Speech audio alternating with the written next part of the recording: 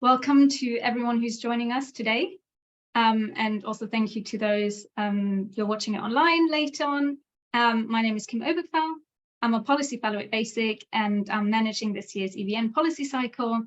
This is our fourth expert masterclass in a series of masterclasses that is intended to be an accessible source of knowledge for primarily our EVN members and also eventually the general public. We now also have a landing page on our BASIC website where you will find a list of all the masterclasses once we have made them publicly available. So do feel free to check that out. And for now, we set these sessions up as webinars, which means participants cannot see each other, but don't worry, we'll bring you in later for the questions and answer session. So just please note down any questions you may have or any comments you wanted to bring up. And when it's time, just raise your hand and we'll bring you in as a panelist. But without further ado for now, I'd like to introduce today's senior expert. We're joined by Kirsten Mosey. Kirsten is a policy officer with the Non-Proliferation, Arms Control and Disarmament Department in Canada's Ministry of Foreign Affairs. Her work there is focused on integrating gender, youth, civil society, and diversity and inclusion policy into nuclear disarmament spaces. And Kirsten is also her team's lead on nuclear disarmament verification, risk reduction, and the Conference on Disarmament. Prior to that, Kirsten was part of the inaugural Youth Champions for Disarmament cohort with the Youth for Disarmament initiative run by the United Nations. Kirsten's passion for disarmament stems from her work and research in refugee camps and the root causes of migration. And I'm sure Kirsten will say more to that in a second, but as a Youth Champion for Disarmament, she also created and published An Intersectional Guide to Disarmament, which is an e-booklet that highlights the connections between disarmament and other social causes. And I'm happy to share that as a link whenever you tell me to. So we're really happy that, especially today on International Women's Day, we're happy that Kirsten is able to join us and speak to us about the impact of diversity, equity, and inclusion on disarmament. And without further ado, I will hand over to Kirsten. Thank you so much for joining us today. Awesome. Thank you for the introduction, Kim. So yeah, hello, everybody. And yeah, there's a few folks online right now, but people will watch later as well. So hello. And as Kim mentioned, my name is Kirsten.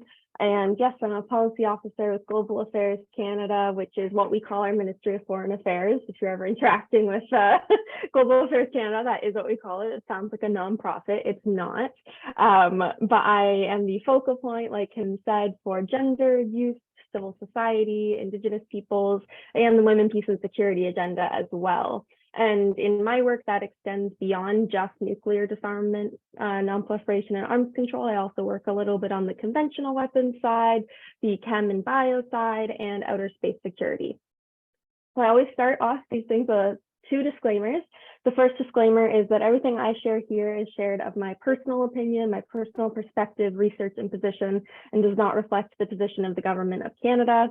And secondly, as we're talking about diversity, equity, and inclusion and all of these topics, everything that I've learned in this space and that I now teach to others or share in writings or on social media, I've learned from thought leaders in this space, the majority of which are people from marginalized backgrounds. And I recognize their work, I cite them where I can, and I recognize that in my own set of privileges as a white woman from Canada, that I am able to speak to these topics without a fear of reprisal, and that I did not have to go through the emotional and academic labor that a lot of these folks did, especially in the latter half of the 20th century. So I'd like to give that disclaimer that, I am a student at heart and I learn from these folks, and I'm always eager to learn a bit more. So everything I say here, I'm on my own journey as well with this, so hopefully I can share a bit, but there are many, many more experts on this who I can point you to if you want to dive into these issues further. So as Kim said, I started my field in disarmament or my work in disarmament with the UN Youth Champions for Disarmament program with the Office for Disarmament Affairs.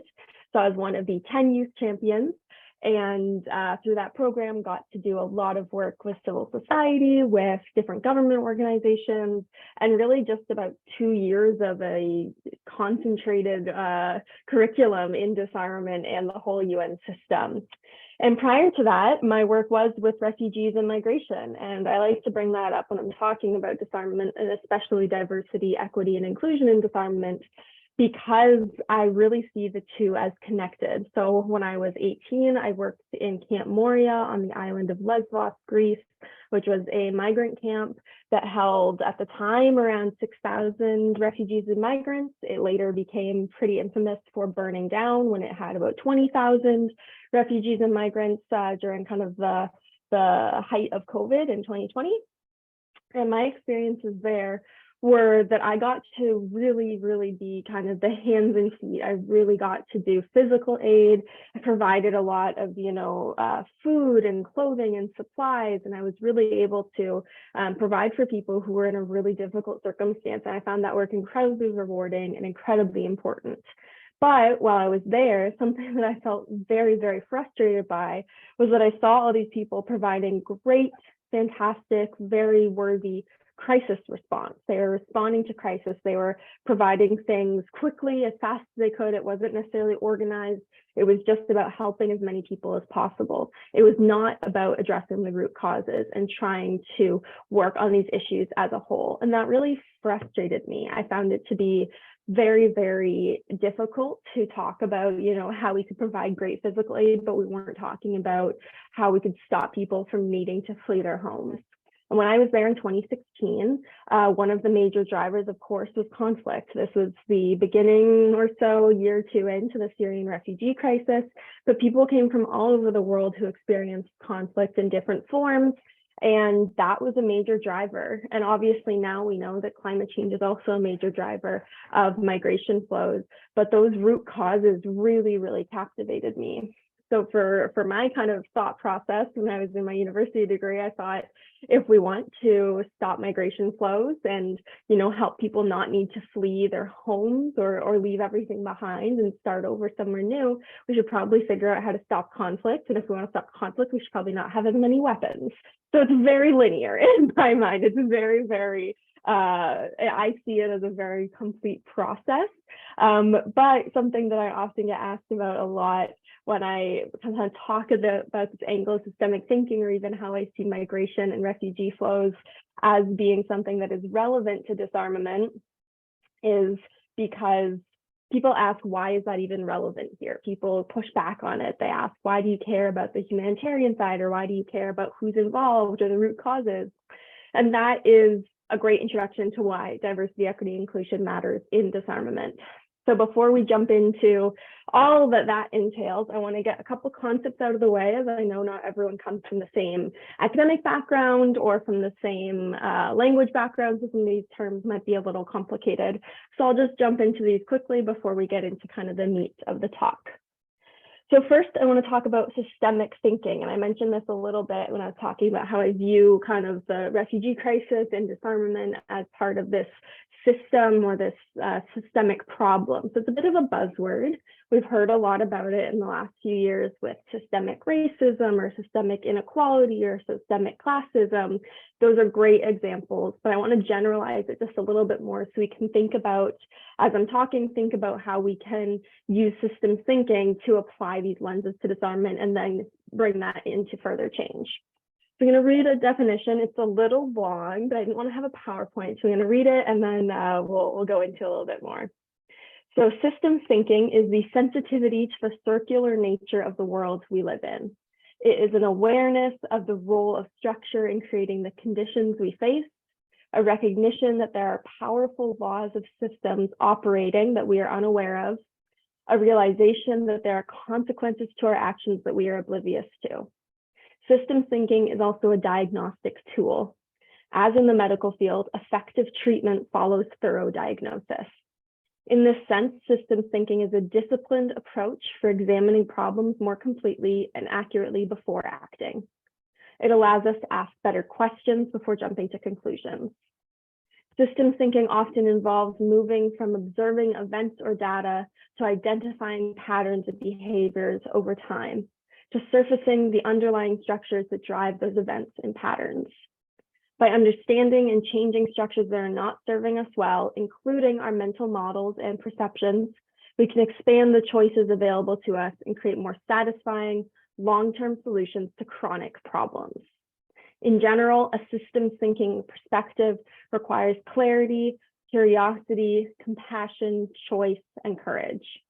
This approach includes the willingness to see a situation more fully, to recognize that we are interrelated, to acknowledge that there are often multiple interventions to a problem, and to champion interventions that may not be popular. That definition comes from Michael Goodman on the systemthinker.com, and I think it's a really great overview of why systems thinking matters. And it's a long definition, but it's helpful when we're examining why DEI, diversity, equity, and inclusion matters in disarmament. So to simplify and summarize that, because again, it was quite long, systems thinking is the acknowledgement that there are interrelated factors influencing any given policy, outcome, situation, or circumstance, and the process of identifying those factors onto a more comprehensive solution to the chronic problem. And those kind of three elements will be important as we continue today. Jumping now to intersectionality, as Kim mentioned, I wrote an intersectional guide to disarmament, and the word intersectional was first coined by Kimberly Crenshaw, an American thought leader, in 1989. And that definition that Kimberly came up with refers to the multiple identities that individuals hold and how those identities inform a relationship to society and a structural system. So these terms, intersectionality and systems thinking, often go hand in hand. And part of using a systems approach to understand that people, situations, problems, and policies are all interconnected is focusing on the fact that we can't put people and problems into silos and boxes as singular things. And the original use of the term intersectional, this would look like acknowledging that someone is Black and acknowledging that they're also disabled. That "and" is really important to understanding their experience, because they have a unique experience as a Black person, they have a unique experience as a disabled person, and they have a unique experience as a Black disabled person. And when we take that intersectional approach, it allows us to understand how people relate to systems and relate to problems in ways that we ourselves might not understand if we don't also have those intersectional identities that another person or a problem might have. The way that intersectionality is used in a more conceptual framework, and the way I apply it, is not necessarily related to identities, but it's related to how issues intersect, such as migration and disarmament, or climate change and disarmament, and as well as how folks and their identities in those spaces can influence policy and are uniquely affected by the problems that those issues cause. So we're going to be looking at how Indigenous and queer activists are more likely to be victimized in conflict spaces, for example, and how that influences how they approach disarmament. That's that intersectional lens, as well as acknowledging that disarmament and capitalism and classism and all of these features all play together to create the world that we live in. So when I discuss disarmament and intersectionality, I'm referring to those two concepts simultaneously, that disarmament is a byproduct of and exists within a system of security, development, humanitarianism, and feminism, and that those who carry multiple identities affect how they interact with this disarmament system. And then finally, intersectionality allows me and anyone else who's doing this work to approach disarmament work with a greater sense of care and appreciation to those who came before us. As my earlier disclaimer said, I'm not a visible minority. I hold a really, objectively privileged set of characteristics. I live in Canada, I live in a good community, I have a good job, I have things that allow me to do this work without reprisal. And I generally am able to do this work because of those privileges. My engagement in this work is not to, highlight myself as someone who gets to do it and no one else gets to do it. It's to use my position to amplify folks who have come before me, people who might not have access to the same resources that I have, or people who may not have the same access to the tools that I use to amplify my own work. So that is another piece of intersectionality in disarmament. And then lastly, we're going to talk about equity, diversity, and inclusion. I use the acronym EDI or DEI interchangeably, so apologies if that gets confusing. But very quickly, the definitions of those terms are that equity is the promotion of fairness and justice for each individual that considers historical, social, systemic, and structural issues that impact experience and individual needs. Diversity is a measure of representation within a community or population that includes identity, background, lived experience, culture, and many more things. And inclusion is the creation of an environment where everyone shares a sense of belonging, is treated with respect, and is able to fully participate. And when talking about diversity, equity, and inclusion, we generally focus on visible minorities and marginalized groups. And I'll explain more why that kind of generalized term is a bit more preferable in my line of work. But we like to discuss that rather than necessarily listing out all of the people who are equity seeking groups, because that also changes with the circumstance or the forum or body that we're in. Now that we've gotten all that out of the way, we've clarified these concepts, let's talk about DEI and disarmament a little bit more. So I want to focus firstly on a feminist lens. Why does a feminist lens matter to disarmament? And I'm sure that some of you have already heard this because you had Ray Atchison speak with you recently, and Ray is a feminist thought leader and is able to outline a lot of this in a really comprehensive sense. So I'll do a quick overview, but I'm sure Ray's talk is a bit more comprehensive there. But why focus on a feminist lens? So when we're talking about disarmament, we have to look at the other side of it, which is that there is a military-industrial complex that runs just about everything.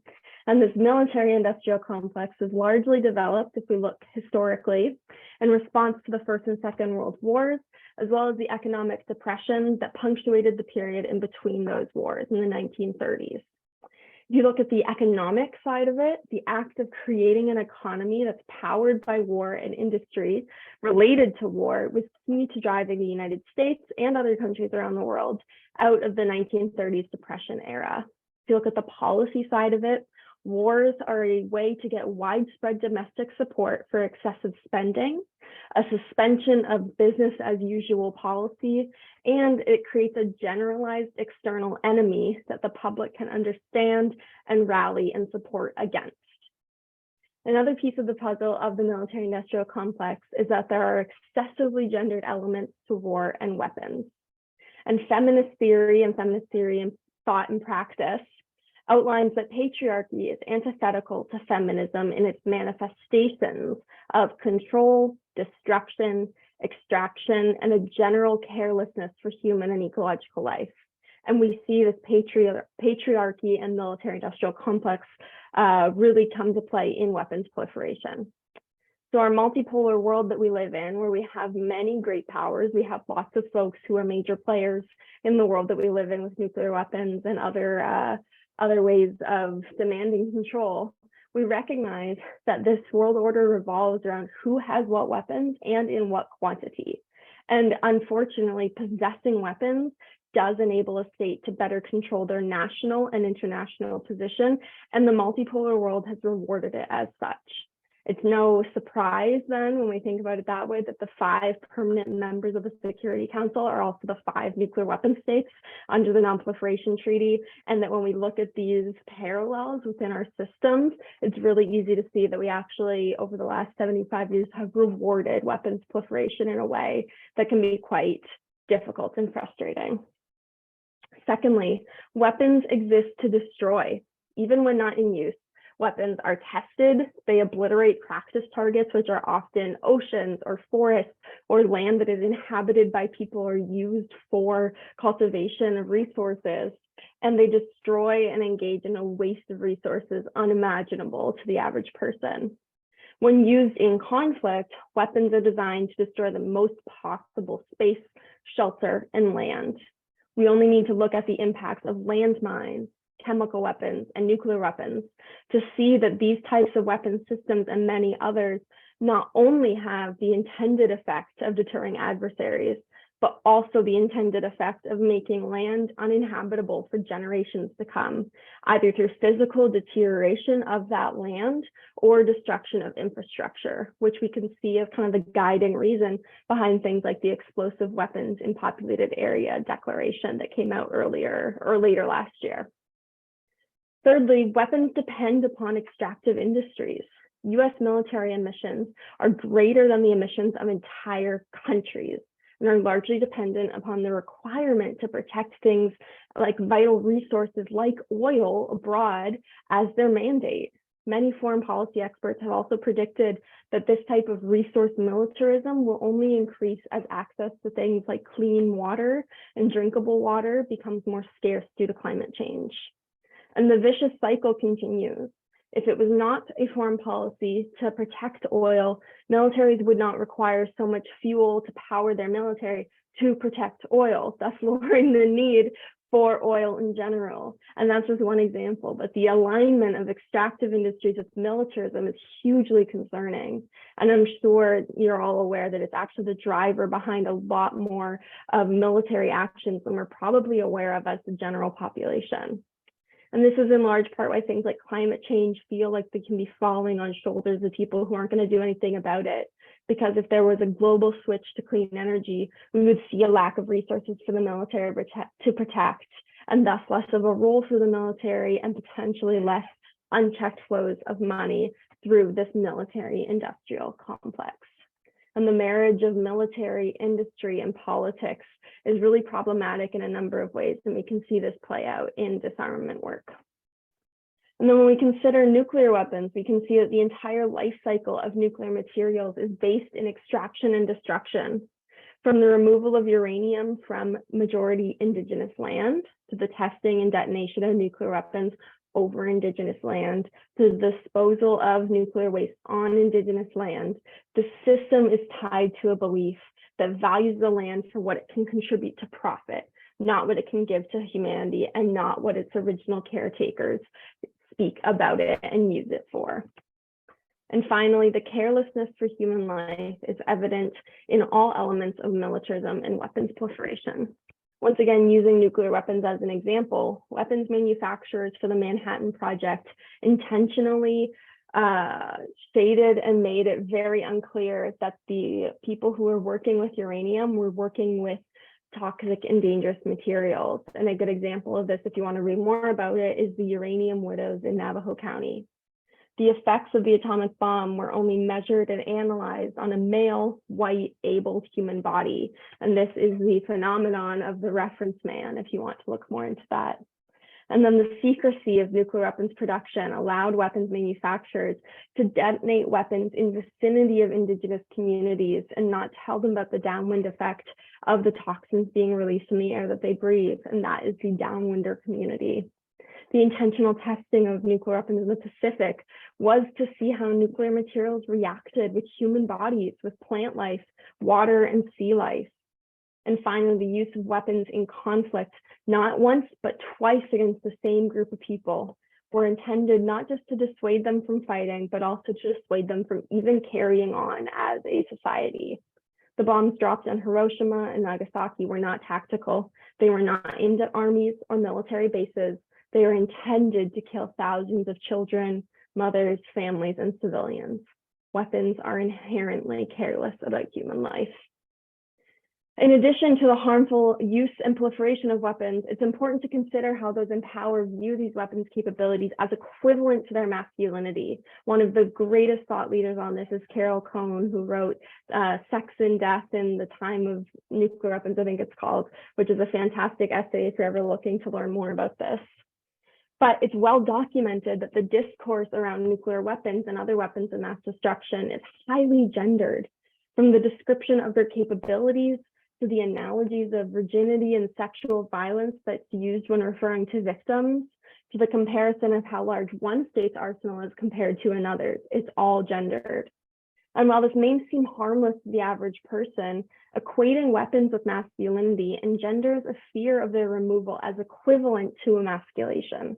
And if history has taught us anything, it's that emasculation, or even the threat or perception of emasculation and the subsequent toxic masculinity that follows, has the potential to cause immeasurable levels of harm. Thus, the cause of disarmament is not only deemed as unrealistic or immature or generally undesirable by those who have something to gain from weapons proliferation, but it can actually be seen as a threat to the entire system of militarism, capitalism, and patriarchy in general. So when we understand this context, we see why disarmament is inherently anti-patriarchal, and it helps us to understand how a feminist theory or practice will be the most effective in advancing disarmament goals. And it also helps us to kind of be honest with ourselves about when disarmament that just reinforces the status quo of patriarchy is used, it's not going to be effective in the long run. I think the greatest quote I've seen about this phenomenon is when there was a conference in the Asia Pacific area talking about the Women, Peace and Security agenda. And the participants said that the Women, Peace and Security agenda is about preventing war, not about making war safer for women. I think that's absolutely key and really important to remember here. So now we've discussed the feminism angle of it all. We also want to talk about geographical diversity. So geographical diversity is key to long-lasting disarmament measures.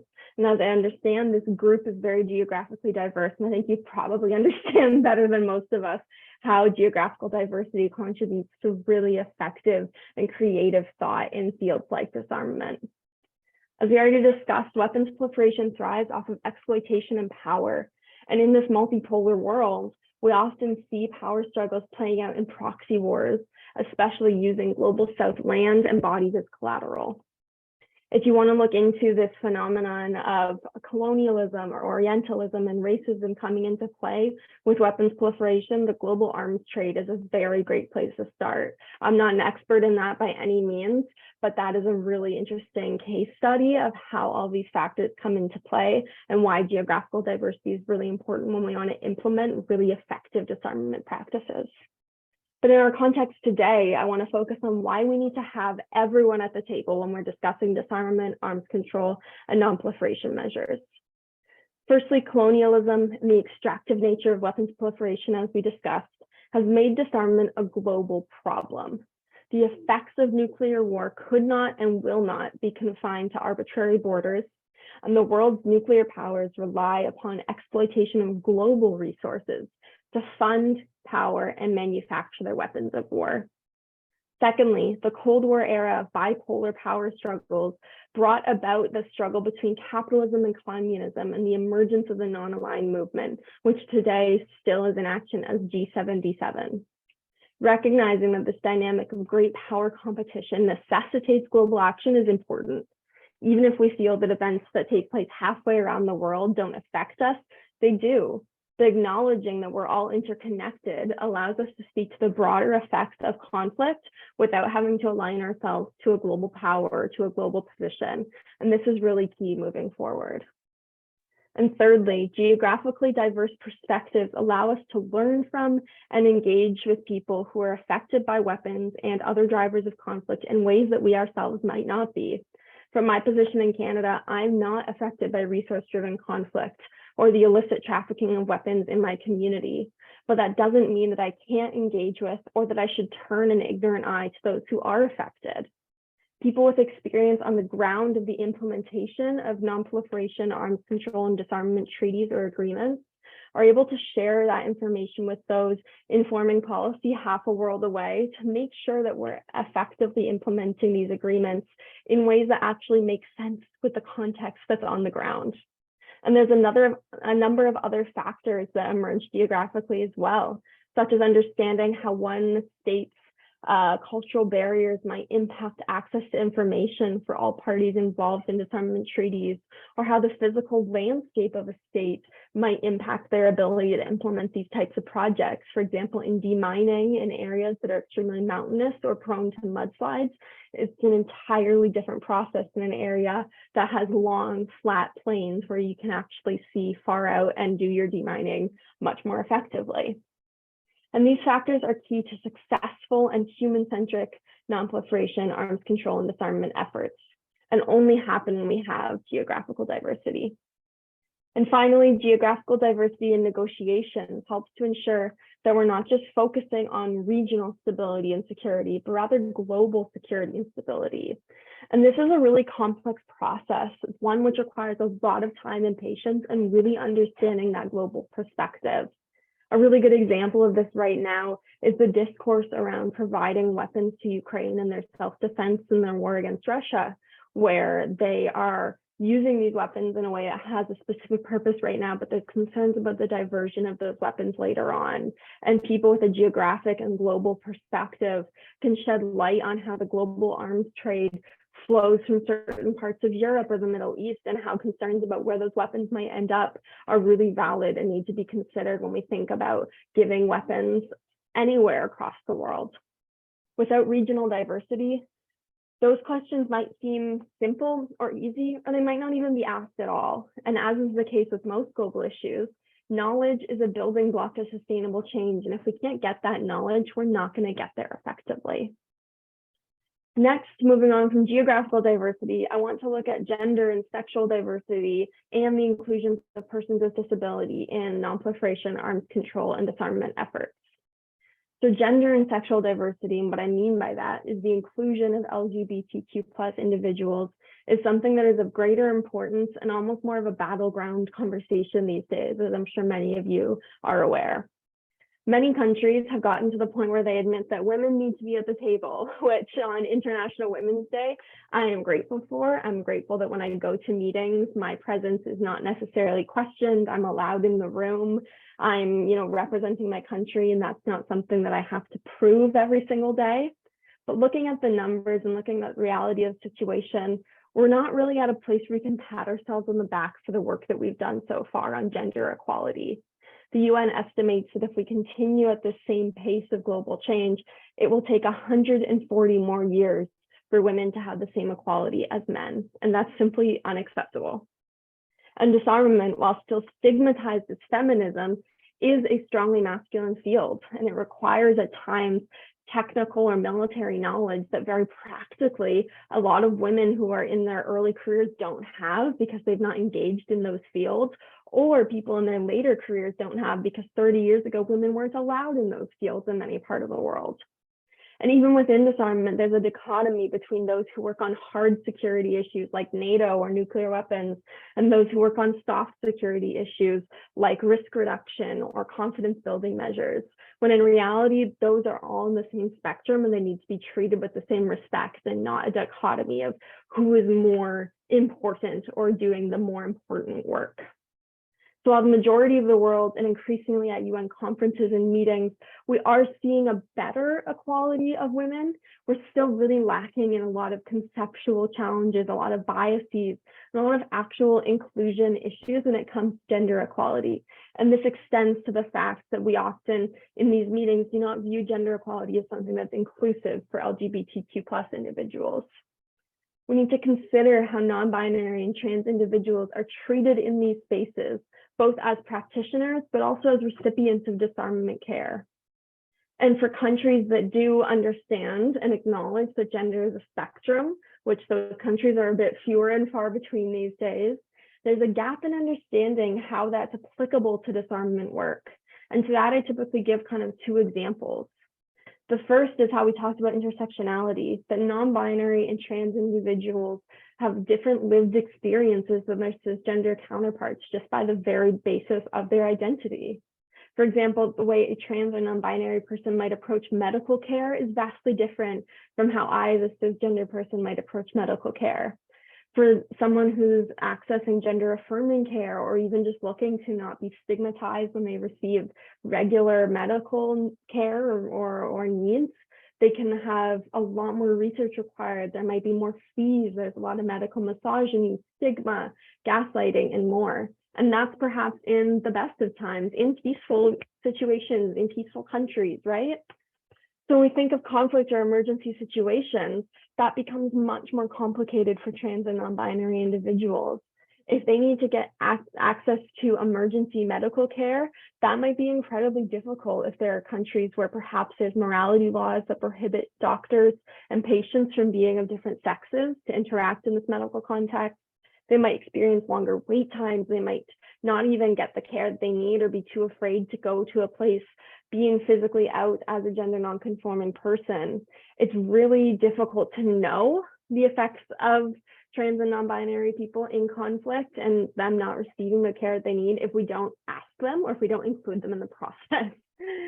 And I think it's really important when we talk about how the fact that, yes, they're more affected by the after effects of conflict or the interrelated effects, but they're also much more victimized. They're more affected and they're more likely to be the victims of domestic violence, of interstate conflict.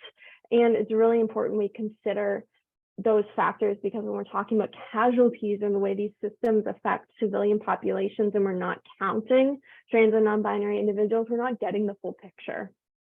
And leaving out gender diverse people simply threatens the effectiveness of disarmament, arms control, and non-proliferation. If we look at disarmament, demobilization, and reintegration, which is DDR, it's a post-conflict process that occurs in a lot of countries where there's been conflict and they want to reintegrate ex-combatants. Gender diverse ex-combatants don't necessarily have a safe space to access these services. A lot of these services involve kind of halfway housing or job programs, therapy, rehabilitation. But if they don't have a space that's either gender sensitive or a space that allows them to be themselves and be out with their gender identity while receiving that care, a lot of the times it's a real barrier to accessing that care, and it's a real barrier to engaging in these programs. And we've seen the reason we focus on DDR is because when ex-combatants go back into society, they can be targeted, they can be victimized, they can be radicalized, and it's simply not an effective way to do disarmament when we're excluding an entire group of people. We want to have the most comprehensive and lasting peace possible, and if we just exclude people, we're not going to get there. And those examples highlight the practical effects of including people with gender diverse identities, but it's also true that they just deserve to be involved because they're people. This is kind of the bare minimum when we talk about inclusion. Sure, there are very practical reasons why people with different identities or with diverse backgrounds should be included, but a big part of it is that they just deserve to be because they're people, and all people have a vested interest in peace.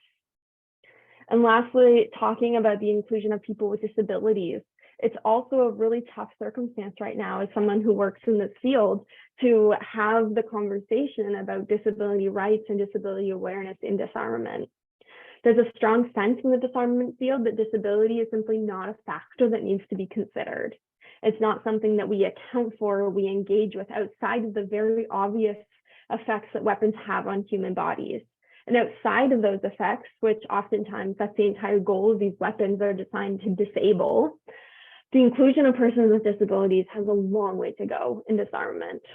And it begins with acknowledging that disabled people don't just have to be victims, they can also be active contributors to peace and security. And it's also understanding, as critical disability theory explains, that the social model of disability reframes the discussion away from disability and towards the inaccessible system. And this social model of disability describes that, for example, a non-accessible building for people with wheelchairs is the problem, not the person using the wheelchair. Shifting the onus onto the system or the structure that does not enable people to access it is really important when we're talking about inclusion of people with disabilities. And this social model can be applied to disarmament and conflict zones. And I see I'm moving on a little bit too slowly here, but we're talking about the inclusion of people in conflict zones, but just also that we're getting to the point where we remember that these individuals have stories and they have their own experiences that we need to approach with informed consent. And the disability rights movement has been really, really clear over the years, back into the 1980s when they launched this phrase and kind of slogan of nothing about us without us. And that's really important when we consider diversity, equity, inclusion work, that we're not trying to just use people for their stories to sensationalize their pain or their experiences, but that we're using informed consent and allowing them to be a part of these processes, again, just because they're people. And disability, like gender and age and geographical location, offers different perspectives of how weapons affect people in a situation.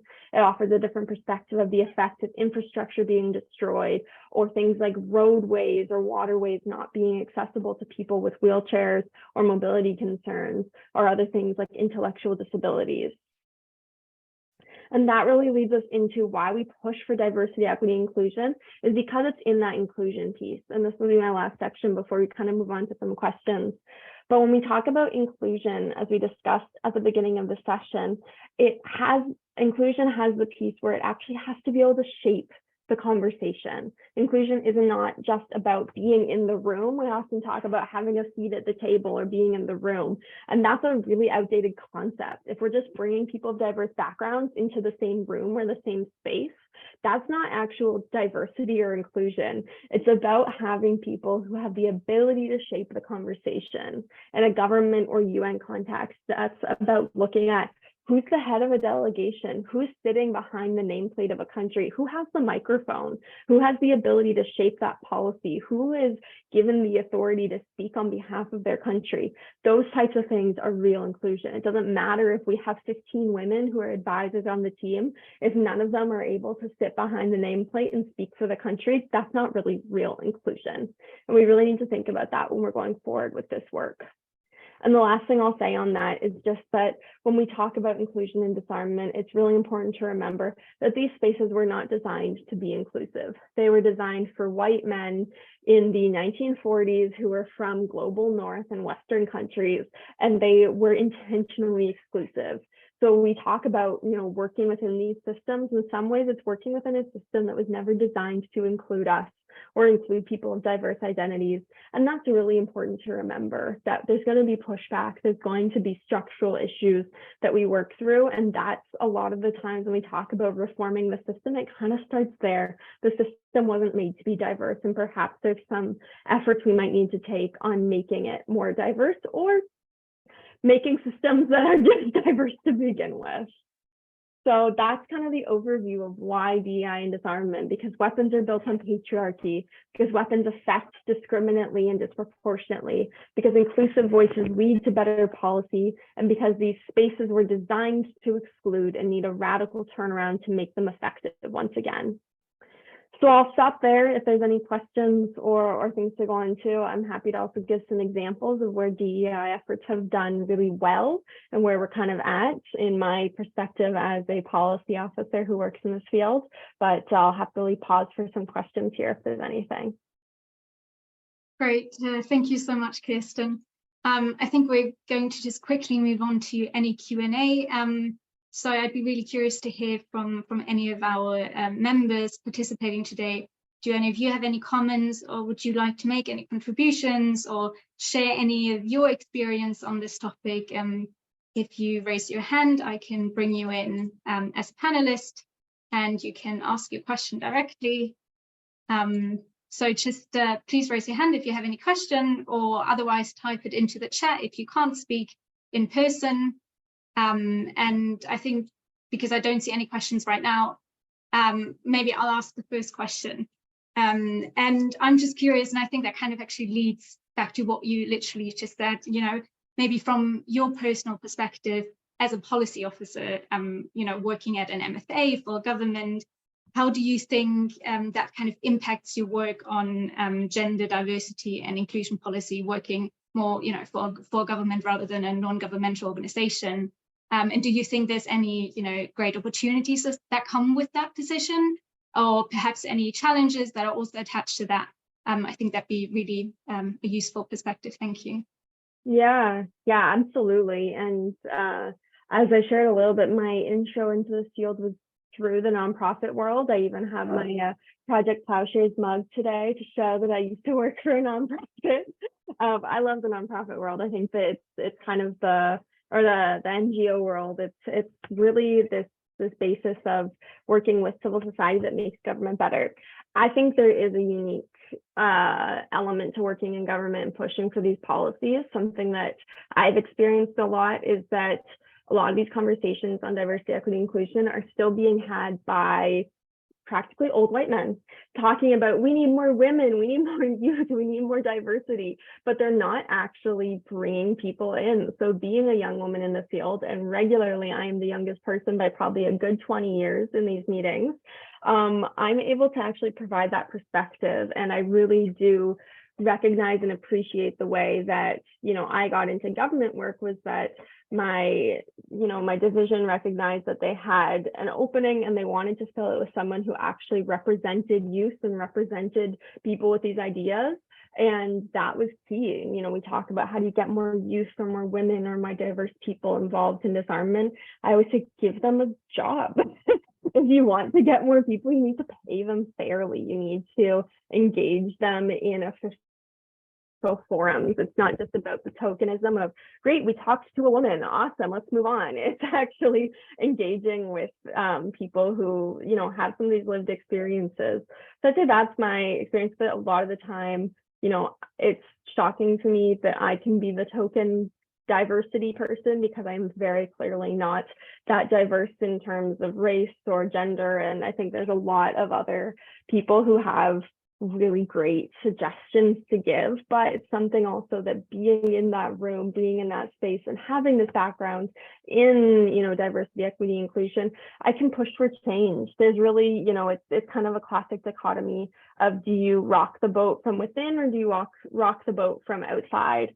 And I think there's a time and place for both. For me right now, it's about being inside. It's about influencing that policy, pushing things where I can, having important conversations. And honestly, it helps. It works. Like, it's something that, from my experience, I can say being able to speak intelligently and, you know, competently about these topics with people who are also experts in the field, and I can speak on it in a very subject matter specific way, it does help. It helps. So civil society informs all of that. So it's not that civil society does not have a role, but I don't know, my perception going into government work was that I might not be able to make as much of an impact. And I would say that's not true. I think there's a lot of work that can be done from within as well as outside.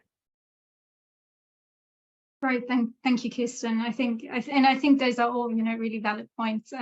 And I think it's great because we get a lot of speakers from the NGO community, and so it's really great to also have someone, you know, with a different perspective, maybe more inside the policymaking apparatus than outside, and that, you know, it's good to know that you can still effect change from the inside, and it's not just someone from the outside that has tried to kind of come in and push for that.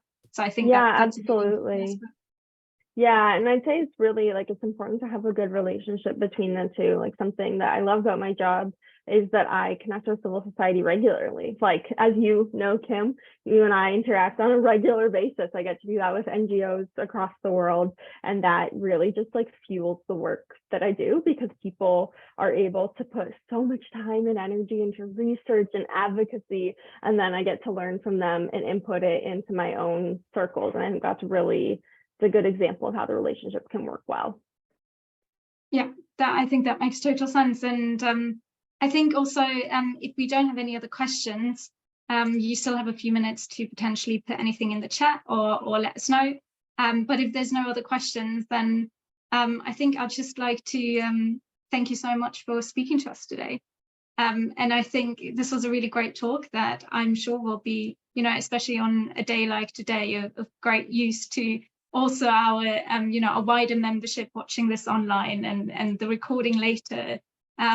So thank you, Kirsten, for taking the time to speak to us. And thanks for anyone joining us today. And also thank you for those watching the recording who are generally interested and wanting to increase diversity, equity, and inclusion, you know, in the disarmament field. And you should know that there are lots of things you can do and lots of ways you can get involved. And I think that talk also highlighted exactly this. Yeah, we hope this was an interesting session for all of you to, you know, take some insights and some questions and actions away from it, and get some insights on an intersectional approach to disarmament, non-proliferation, and arms control. And I'd just like to say, please join us for any of our other upcoming masterclasses. There's another one in 2 weeks on North Korea's evolving nuclear forces with Ankit Panda. And yeah, until then, have a good morning and afternoon or evening, wherever you are, and we hope to see you again soon. Thank you. Thanks for having me.